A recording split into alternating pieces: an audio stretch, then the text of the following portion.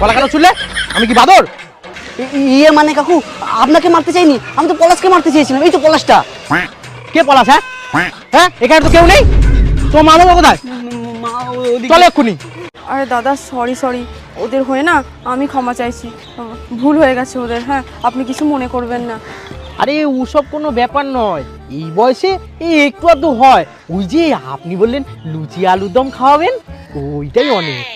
লোভী মল। এই কি বলে? বলছি আপনি না ওসব কথা বাদ দিন। আর আপনাকে না অনেকক্ষণ থেকে একটা কথা বলবো ভাবছিলাম। হ্যাঁ বলুন না।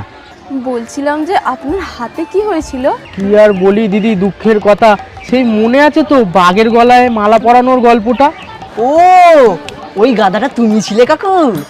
আর সাবস্ক্রাইব করে দাও নেক্সট ভিডিওর জন্য।